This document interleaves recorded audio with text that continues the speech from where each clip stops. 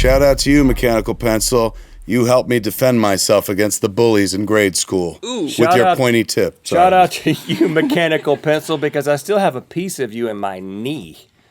Because you were the bully? That was you? Oh, my Lord. I remember stabbing you in the knee. I thought I'd never see you again. That's where you struck me. See how that worked out? It's that easy. Yeah. First Kevin time's a Smith. charm. Life comes full circle. Welcome to Good Mythical More. Here we are. You know, we're just kicking You back. forgot the rest of the title. You just said Good Mythical More. Oh, that's it.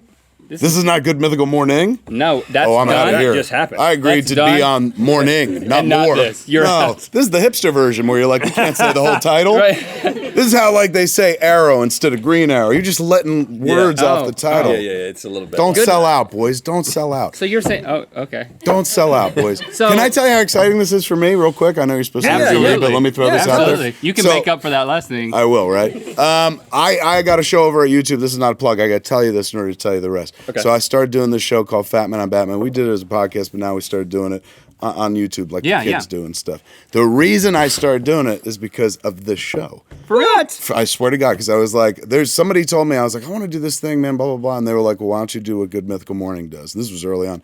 And this back when you guys started Good Mythical Morning, because you've done a bunch of stuff, but this was when you guys started GMM. And I said, what is it? And they said, they just do like a 10-minute talk show every day. And I was like, what? Like, who'd they ask? And they said, nobody. They just did it. And I said, you're kidding. Right. I know. So right then and there, I was like, that's Rhett's what I wanna do. wife if we could use the converted car garage behind his house. Car garage. The old car garage, yeah. I was going to say 2 car garages, but I don't think 2 cars could fit in there. So I just said car garage. You're not making this up, though, right? No. About the car garage? This is your question. I was sitting there going, was it a 1-car garage or a 2-car garage? You're not making it up. No, that's we true. inspired you. That is absolutely true. I Don't swear. ask him that, because then he's... What, you giving him an opportunity to back up on it?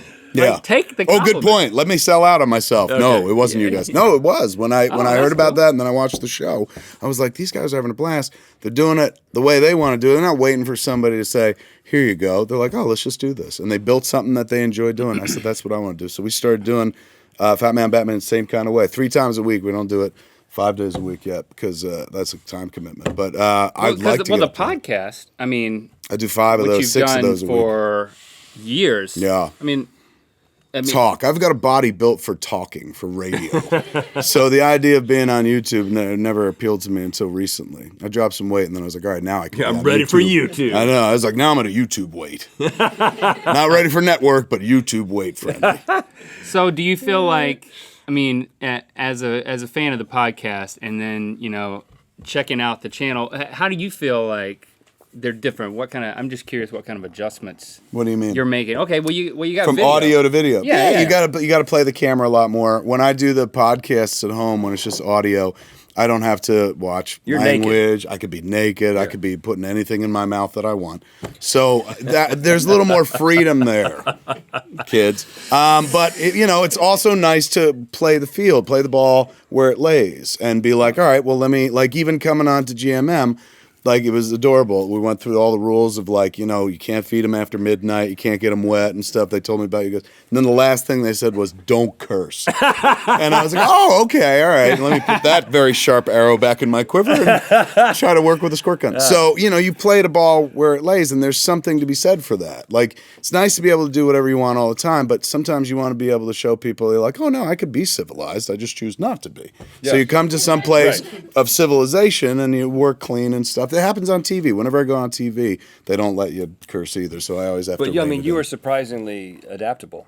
Yeah. Oh, yeah. I'm a talker, is what it comes down to, Rhett. So basically, like, you put me in any situation, I'll just chatter and stuff. Where is the tusk I thought this was a PG walrus show. costume? Oh. I was like, you're trying to trick me into leading questions, aren't you? Where's the tusk? No, where is that costume that totally is seared into my brain? Yes. And No offense, but there's certain times when I wish that image wasn't there. Well, it's gone. Me too. You freaked me it. out, man. Me too. Sometimes I look at my filmography and wish it wasn't there.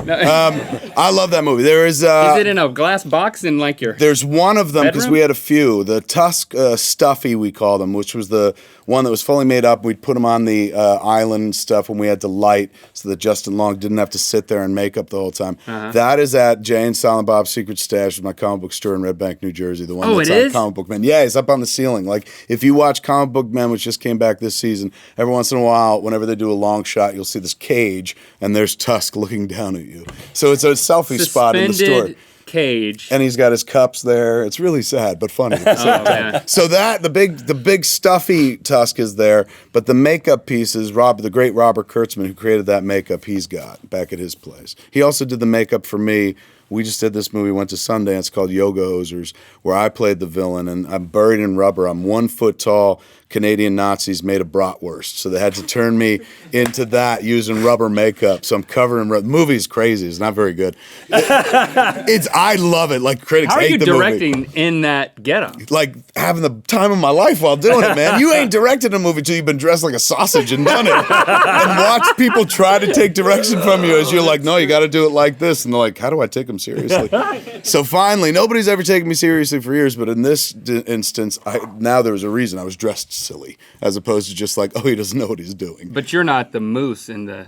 No, we're gonna have an animatronic, like some bits and pieces, like robotic. For the third of the trilogy. For the third of the trilogy, we've done 3 of these movies that nobody cares about but me. I'm the only. I made these movies for myself. You freaked me out watching it. They're weird movies, man. Especially like Tusk is a lot to ask of an audience, but Yoga Hosers is even worse. Okay, explain. And not explain bad, who but you just are again. You're 1 foot tall. Yes, I'm 1 foot in the movie. I play 1 foot tall Canadian Nazis made of bratwurst. They're called Bratzies. And every time you kill one of them, concentrated sauerkraut comes popping out and stuff. They haunt the girls in this convenience store. So you multiply. Yeah, they shot me once. Oompa Loompa. There's a bunch of me. I play all of them and stuff. But we don't multiply. It's not like you kill. That's a good idea. Could have cut them in half and then boom, there's 2. Yeah. Where were you when I was working on the third one? Is called Moose Jaws, and that's just Jaws, but with a moose instead of a shark. It is my favorite thing I've ever written. It's so stupid. You probably already know this, and this might be why you did it, but moose are they're the deadliest animal in America.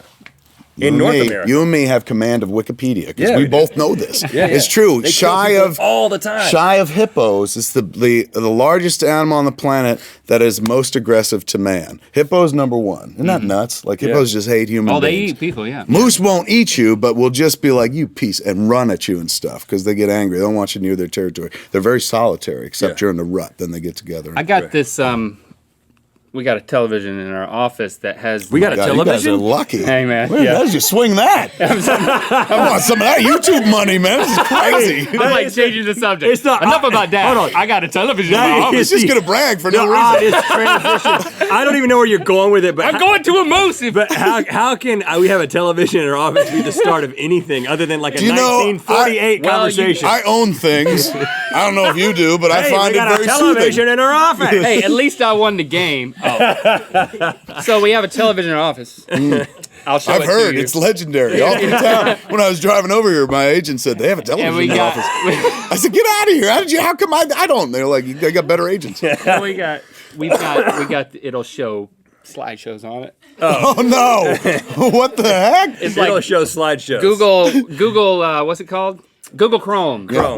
We'll play like a wallpaper on the television, and it'll usually look like a scenic scene of a national park or an aerial photo from NASA. Yeah. But yesterday, a photo of a wet moose popped up. Is there any other kind of moose? You know what I'm saying? They're swimmers. They're big swimmers. They go underwater. There's the only deer, because they're deers. They're swimmers. They go underwater. Yeah, that's why I was like, I can do it. They're deers. They're in the deer family. The only deer family member that can feed underwater, can hold their breath, go underwater and feed. Isn't that nuts? Like what? Eat fish? They don't even eat fish. They eat like roots and thistles and crap. Is this baked into the film? Like this knowledge? Yeah. All this. Again, knowledge. I went to Wikipedia and read like for 3 minutes. And I was like, this is a movie. And started working on it. And the cool thing is you were podcasting, at least for Tusk. Mm-hmm. You were just having a conversation. Mm-hmm. That's where all the movies came from. Like we were on the podcast, me and my friend, just like you guys. Yeah. And we were having a good time talking about this one story where some guy in Brighton, England was just like, hey man, like come live in my house, I'll give you room for rent. But the only thing you have to do is dress up like a walrus. This is for real. This was real. But it was a hoax, though. It turned out to be a hoax. Put it up on, like, in England, it could have been real. Like, we thought it was a real hoax. It was a real hoax, because we got hoaxed. But he wasn't hoaxing us. He hoaxed everybody. Okay. He had 2,000 applicants for the room. 2,000 people in Brighton, England were like, I'll dress like a walrus for 2 hours a day for a free room. That sounds good to me. And so the dude was finally like, this is not real. I was kidding around.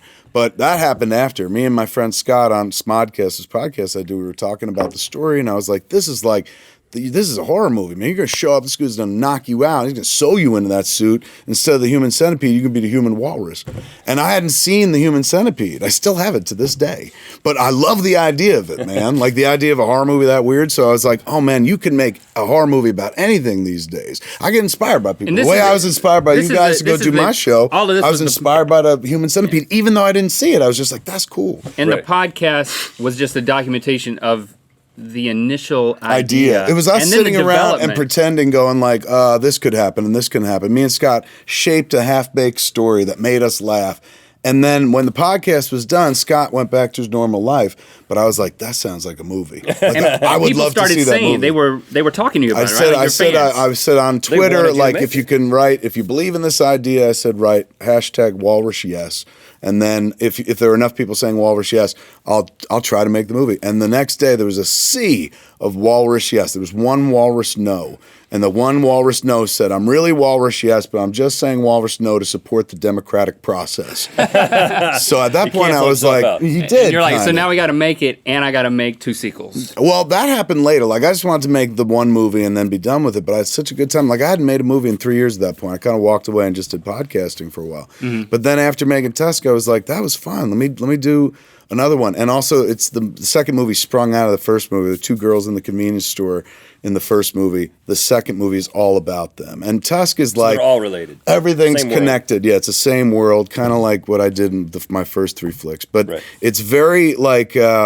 The Yoga Hosers is vastly different from Tusk, as Tusk was from anything else I did. Yoga Hosers is a tween movie, a tween girl movie. Like, I'd never made that movie. I've made a lot of different movies, but I never made a movie for tween girls. So I was like, let me see if I could do it. And Yoga Hosers is the movie that I would have loved to have seen back when I was a 12-year-old girl. But nobody made that movie. I had to wait till I was a 45-year-old man to make it. Yeah, so I think the point is, you should hang out with Kevin and his podcast and on his YouTube channel, because you will witness the start of something that will become a crazy movie. Of movies you'll never watch. Right.